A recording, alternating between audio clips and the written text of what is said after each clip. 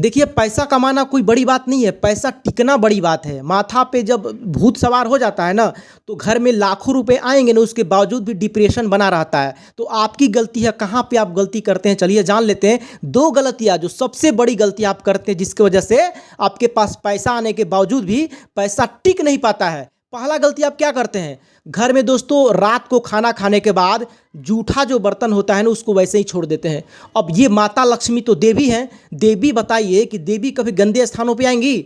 आपके घर में गंदगी पड़ी हुई है, आप पुराने मैले कपड़े हमेशा पहने रहते हैं। पुराने कपड़े पहने कोई गलत बात नहीं है, लेकिन अगर आप मैले कपड़े पहने रहते हैं, आप नोट को थूक लगा के गिनते हैं, अपने घर में बड़े बुजुर्ग का अपमान करते हैं, स्त्रियों का अपमान करते हैं, तो कहाँ से पैसा टिकेगा?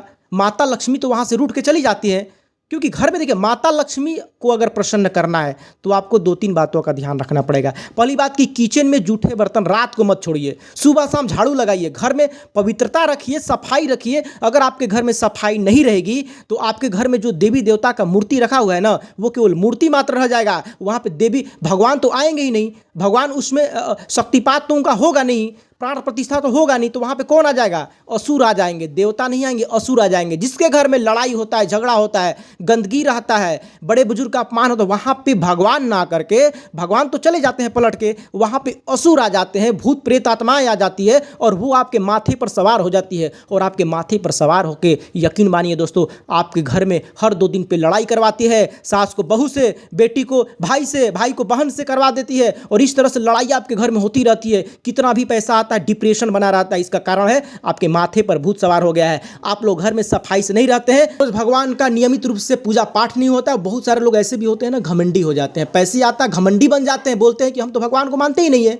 बहुत सारे लोगों को हमने देखा है, 1-2 लाख रुपया महीना क्या कमाने लगते हैं ना, भगवान पे सवाल उठाने लगते हैं। अरे भाई, भगवान आज से नहीं है, लाखों सालों से हैं। सारी सभ्यताएं भगवान को मानती आ रही है, चाहे मिस्र की बात करें, चाहे चाइना की बात करें, जापान की बात करें। आपका अनुभव कितने दिन का है भाई? 30 साल 35 साल का अनुभव है और आप बोलने लगे भगवान होते ही नहीं है। अभी कितना दिन का अनुभव हुआ आपका?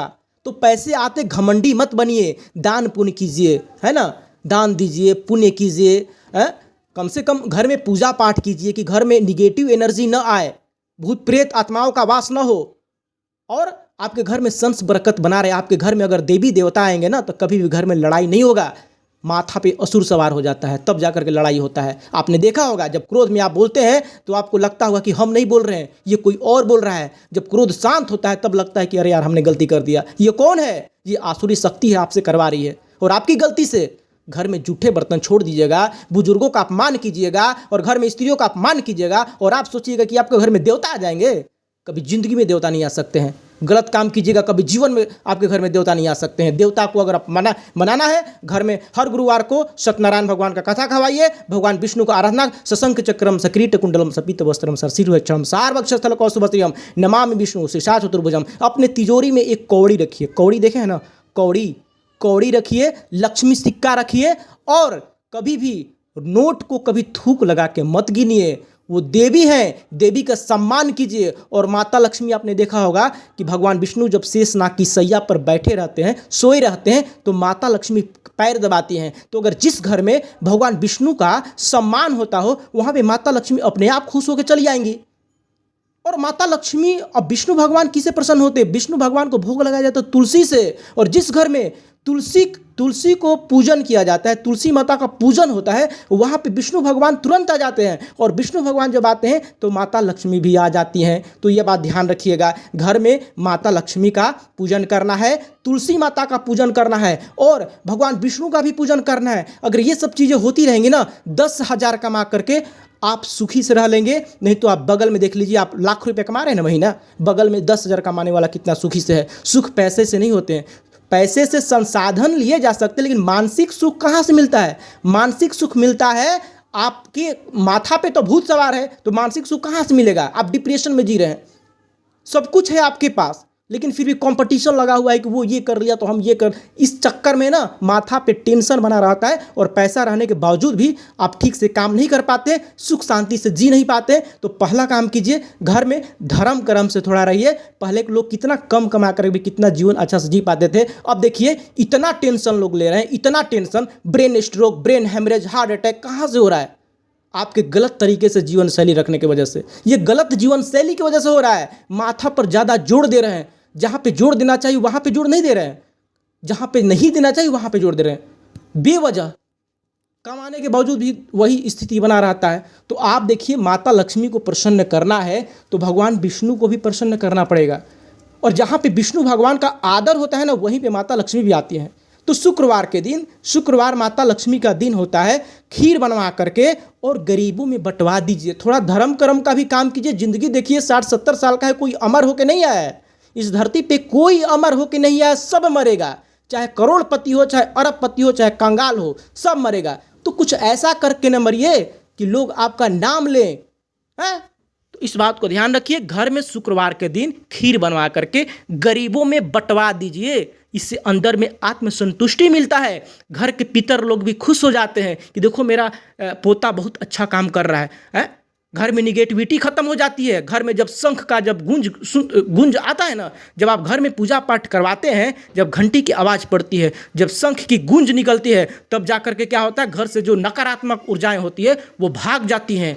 तो आप हमेशा पूजा पाठ करवाते रहें, डिप्रेशन में थोड़ा कम रहें, और कमाएं तो कुछ उसमें से 5% 10% दान भी दें, और घमंडी मत बने। गरीबों को भी सेवा करें और बुजुर्गों का अपमान मत करें।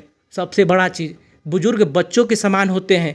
बच्चों की गलतियां जिस तरह से हम लोग माफ़ कर देते हैं ना, तो बुजुर्गों का भी ये सोच के कि बेचारे बुजुर्ग हो गए हैं, न इनका आँख साथ दे रहा है, न कान साथ दे रहा है, न पैर साथ दे रहा है, तो इनके हर बात को क्या उतना सीरियस लेना है? बच्चा समझ के माफ़ कर दीजिए, और हर बात में आप तकरार कीजिएगा उनसे, हर बात में तकरार कीजिएगा तो क्या होगा, आपके माथा पर भूत बैठ के आपसे गलत काम करवा देगा। तो ध्यान दीजिएगा, ये सब काम मत कीजिए। और घर में रात्रि को जब सोने जा रहे हैं तो आप जूठे बर्तन को रात में ही मांज लीजिए, रात में छोड़िए मत। रात में आत्माएं घूमती रहती हैं, वो ये सब चीज़ें देखती रहती हैं, और उनको यही सब चीज़ मतलब ऐसे ही गंदगी वाला जो जगह होता है ना, पसंद होता है आसुरी शक्तियों को।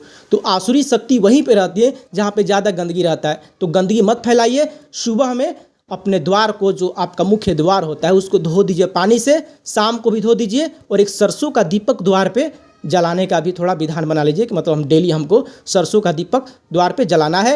और एक तुलसी का पौधा घर पे रखिए और उसका पूजन कीजिए डेली, और उसके नीचे घी का दीपक जलाइए। जरूर ये काम कीजिएगा। घी का दीपक जलाने से घर में समृद्धि वैभव बना रहता है। कराग्रे वस्ते लक्ष्मी कर मध्य सरस्वती कर मूल हेतु गोविंदा प्रभाते कर दर्शनम, ऐसे ही थोड़े कहा गया है। गलत काम का नतीजा हमेशा गलत होता है। अगर आप अच्छे कर्म करेंगे तो छुपता नहीं है। अब आप कहिएगा हम तो दान पुण्य करते, तो छुपता किससे है भाई? अगर आप दान पुण्य कर रहे हैं, गरीबों की सेवा कर रहे हैं, जितना सामर्थ्य उतना दे रहे हैं, तो ये छुपने वाली चीज़ है, ये तो दिख जाता है ना। तो कर रहे हैं तो वो कहीं नहीं जाएगा, आपको मिलेगा उसका फल। नहीं करेंगे तो कर्मा विल रिटर्न, कर्मा तो लौट के आता है ना, जैसा कर्म करेंगे। भगवान कृष्ण क्या बोलते हैं? कर्मण्येवाधिकारस्ते मा फलेषु कदाचन। आपको केवल कर्म करने का अधिकार है, फल तो मैं दे रहा हूँ। तो वो ऐसे ही नहीं बोले, वो सोच समझ के बोले थे कृष्ण भगवान। वो जानते हैं कि जो जैसा कर्म करेगा उसको उसका फल मिल जाएगा। तो अपने से बड़ों का सम्मान कीजिए। बड़े बुजुर्ग बच्चों के समान हो जाते हैं। उनके शरीर काम करना बंद कर देते, वो झुंझलाहट में रहते, उनको बस मौत दिखाई देता है कि अब तो 2 साल 4 साल 5 साल के बाद हम मर जाएंगे। इस चिंता में रहते हैं पूरा दिन। तो इसके वजह से उनके अंदर स्वतः जो झुंझलाहट होती है ना, वो आ जाती है। तो उनके बात को इग्नोर कर दीजिए, उनसे लड़िए मत। शक्तिशाली हो गए हैं इसका मतलब ये नहीं कि आप किसी पे भी कमज़ोर पे आप हावी होना शुरू हो जाएंगे। आप किसी और पे हावी हो रहे हैं ना, आप पे भी हावी होने वाला हो जाएगा। फिर समय बहुत बलवान होता है। इसलिए धर्म कर्म कीजिए, अच्छे काम कीजिए, और गरीबों की सेवा कीजिए, जितना हो सके कीजिए। इस दुनिया में कोई किसी का नहीं है, सब स्वार्थ के साथी है। दोस्तों, ये बहुत बड़ी सच्चाई है कि आप जिसके लिए मर रहे हैं ना, वही व्यक्ति जब आप मरणशैया पे आप गिर जाइएगा ना, तो आपको पानी दे करके मन ही मन यही सोचेगा कि ये मर क्यों नहीं जाता है। इस तरह के बात लोग सोचने लगते हैं। तो किसके लिए आप, कौन है अपना जी? यहाँ पे कोई नहीं है।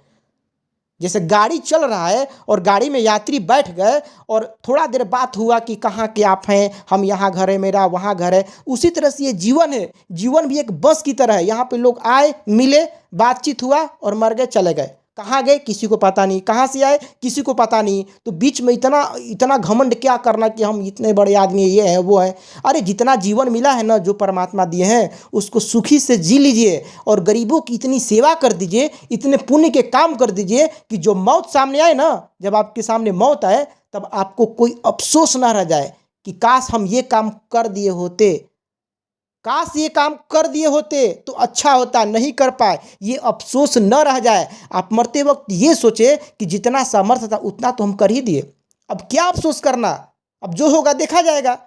तो ये इस तरह की विचार आपके मन में आए मृत्यु के समय में, ये कब होगा? जब आप अच्छे काम अपने जवानी में किए होंगे तब।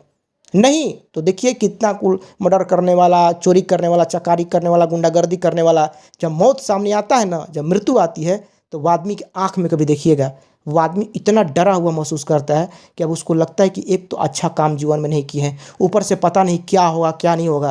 तो मौत को शानदार बनाइए, जिंदगी तो शानदार है ही, मौत भी शानदार तरीके से हो, इस तरह से आप अपने जीवन को जिए। और माता लक्ष्मी का अपमान न करें। माँ लक्ष्मी, अगर पैसे आपके पास आता है, अगर मान लीजिए कोई काम किए आप, मेहनत का काम किए हैं, उसके बाजी में कोई आपको पैसा दिया, ठीक है, और पैसे को लेकर के आप कहीं भी फेंक दिए घर में, ये भी गलत बात है। पैसा कोई दे रहा है ना, उसको सम्मान के साथ तिजोरी में या पर्स में रखिए, इधर उधर मत फेंकिए, ये बहुत गलत बात है, ये बहुत गलत आदत है, इधर उधर नहीं फेंकना चाहिए। पैसों को सम्मान पूर्वक अपने तिजोरी में या अपने पर्स में रखना चाहिए, ये बात ध्यान रखिएगा। तो आप 2-3 बातें ध्यान में रखिए। आज के बाद टूटे फूटे बर्तन घर में मत रखिएगा और जूठे बर्तन रात में मत रहने दीजिए। रात हो गया, सब खाना खा लिया, जूठा बर्तन जो भी है उसी समय धोवाइए, उसी समय, और धुलवा करके रखवा दीजिए घर में, ऐसे जहाँ किचन में रखा जाता है बर्तन। और घर में साफ़ सफाई रखिए, रात में भी सफाई कर देना चाहिए एक बार, और सुबह में तो करना ही चाहिए। और जितना ज़्यादा गंदगी रहेगा ना, उतना ज़्यादा आसुरी शक्ति आपके घर में प्रविष्ट कर जाएगी। ज़्यादा गंदगी रखिएगा, केवल अपना रूम साफ करने से नहीं होता है, पूरा अपना जो बाउंड्री है, अपना जो पूरा रूम का जो साइड है, जो भी आंगन वगैरह जो भी है, सब कुछ साफ रखना चाहिए। क्योंकि गंदगी में भगवान नहीं, असुर वास करते हैं, और जहाँ पे साफ सफाई रहता है वहाँ पे देवता वास करते हैं। तो आपकी मर्जी, आप कैसे रह रहे हैं। आपकी जीवन शैली ही आपको गरीब बनाती है और आपको अमीर बनाती है। आप जिस तरह से जीवन जीते हैं वही आपको अमीर या गरीब बना देती है। आप अगर धर्म कर्म का काम करते हैं, मेहनत करते हैं, और आपका जो नीयत अगर अच्छा है, तो आपको अमीर बनने से कोई नहीं रोक सकता है। और आप जलनखोर हैं, आप बेमनुष्य करते हैं, आप दूसरे को देख के जलते हैं, काम धंधा नहीं करते हैं, तो आपको गरीब होने से भी कोई नहीं रोक सकता है। ये दुनिया का सच्चाई है।